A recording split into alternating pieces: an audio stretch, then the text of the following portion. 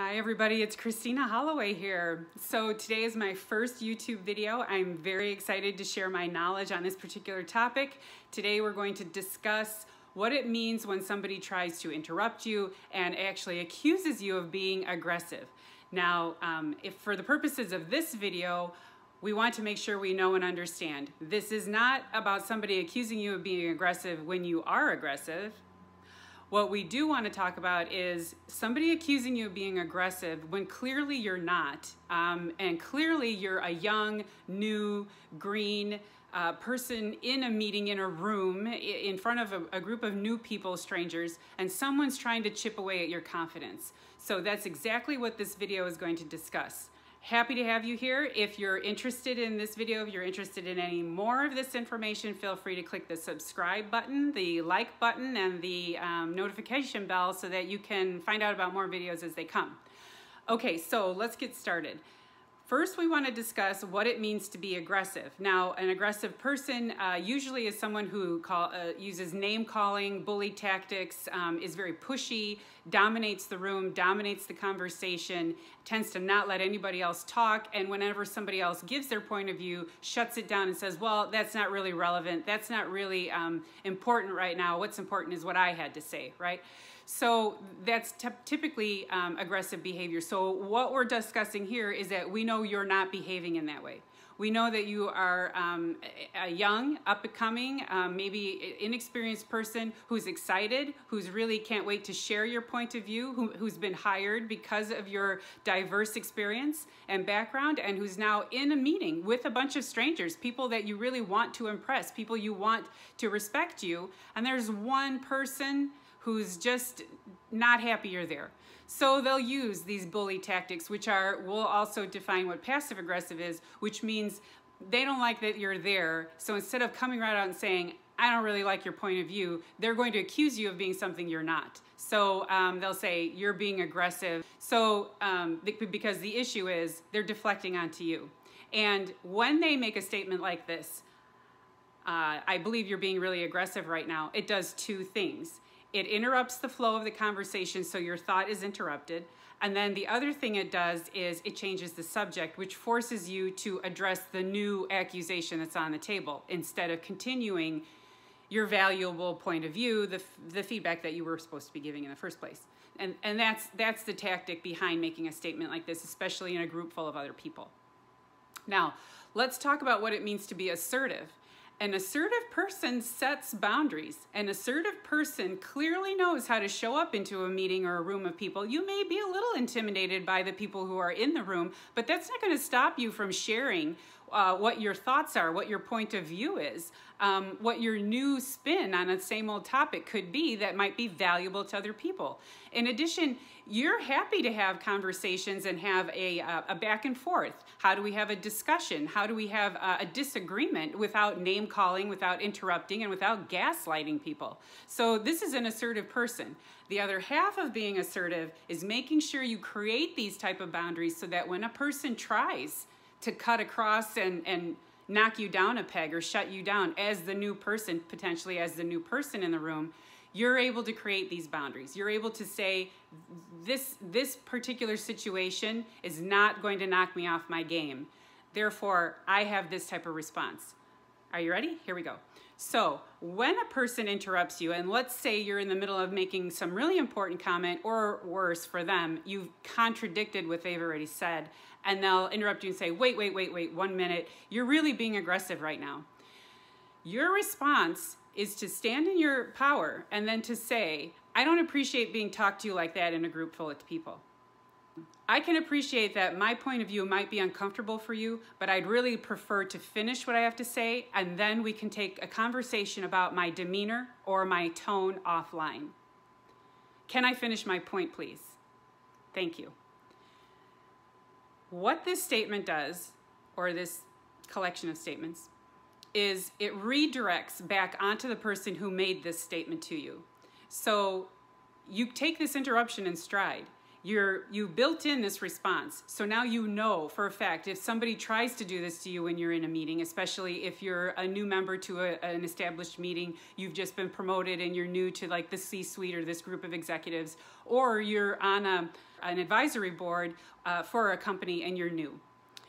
So anybody who tries to say this statement to you, you're being aggressive. It could be anything. You're being, let's see, you're being too pushy, or you're talking about something we've already discussed. Still, your answer holds true. So what it does is it shuts down that interruption. It lets the person know that kind of tactic isn't going to interrupt you, and it isn't going to interrupt your train of thought. And two, it's not going to put you off guard so that you actually are addressing their statement. What you've done is shut it down. What you've done is tell them, I'm not going to respond to that right now. We can take that offline. I'd like to finish my point, and then we can get back into the conversation. They may try to do it a number of times. Again, she's being aggressive right now, or even he. Again, he's being aggressive right now.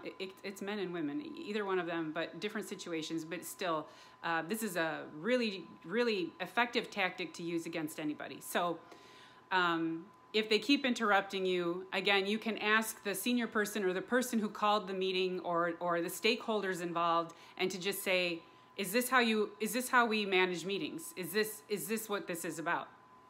Now they could come back and say, we love having open, honest discussion. And then at which point you can say, if you value open and honest discussion, I'd appreciate being allowed to finish my point. So this isn't easy, this is very hard. What we're trying to do is maintain our calm, not be reactive, but be able to be responsive, and at the same time, maintain our ability to stand in our authority. And what's our authority? It's our expert point of view. It's our level of or years of experience that stands behind us, which is why you're allowed in the room in the first place.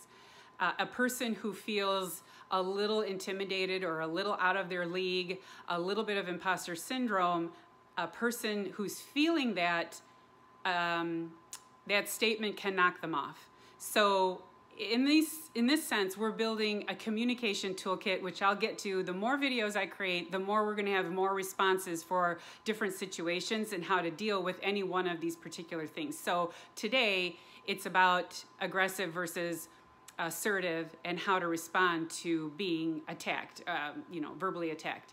So again, if you're feeling a little deflated, coming into one of these meetings, really shoring up your confidence, changing your mindset, changing the attitude, changing your point of view of, I can't believe they invited me to be here, to it's showtime. It's finally my moment to give my point of view. I've waited my whole life to get here, and here I am. I'm in this room.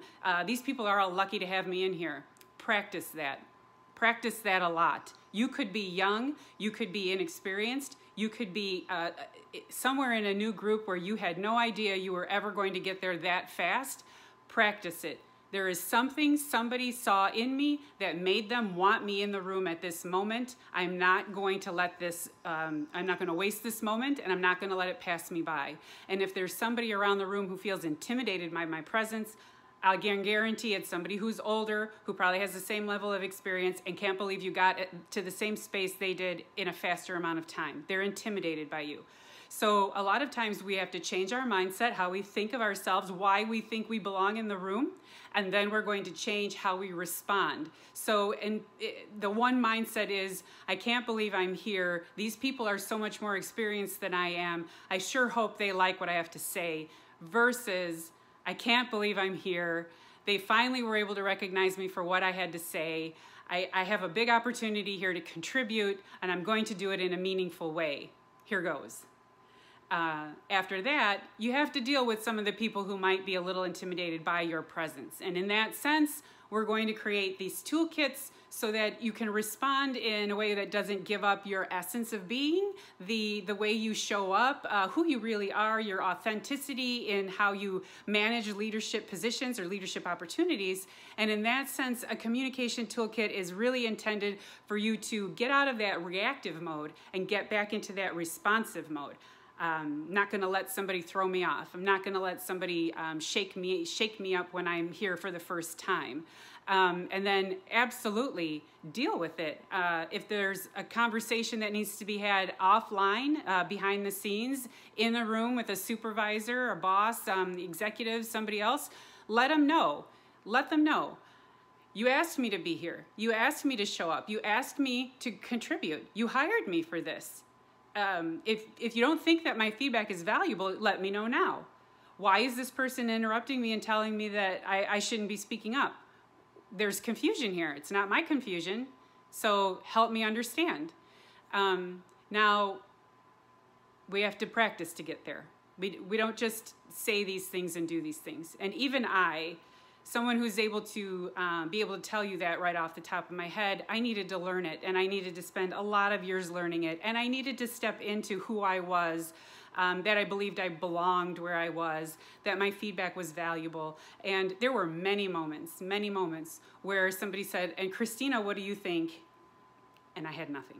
So keep practicing, keep working on your mindset, keep working on these answers and these responses, keep preparing yourself, practice them, stand in a mirror, stand in front of a camera, say them into the camera, play it back, ask yourself, did I sound confident when I said, please don't talk to me that way? Practice it until you feel it deep inside of you. You have to believe that somebody shouldn't be bulldozing over you. You have to believe that you're worth it and that you're valuable and that it's important that you're standing there in that room and that other people see that for you too. Takes time, takes practice, but you can get there. It's completely real. All right, so hope you enjoyed this video. Hope you enjoyed this feedback. Leave me a comment. Let me know. Let me know if you've ever been in this situation, how you responded in the past, what worked for you. Share it. There could be other people who might find value in the way you responded. Let me know if you are running into this situation and you really need to work on your mindset. And let me know what else you'd like to hear, what kind of other videos you'd like to know. I'm happy to start creating more valuable stuff, putting more videos out there, really building this up because I'd love to start sharing what I give in my coaching and putting it out there for a bigger audience. I think everyone could benefit from a change in mindset, valuable responses to difficult situations, and then how to stand in our authority. Now, again, if you're someone who's new, you're new to a new position, you're really out of your element, or you have introvert tendencies, let's say this doesn't come naturally to you, that's what I'm here for. I'm here to teach you how to create these responses that are not going to derail you, but they're going to help you grow and evolve and step into your authority and your leadership. Because I'm here to help you create an effective leadership brand. Again, my name's Christina Holloway. I'm continuing to build more of these videos. I hope you join me on this journey. Subscribe, hit the notification bell, hit the like button, and I'll see you next week. Thanks. Have a good day.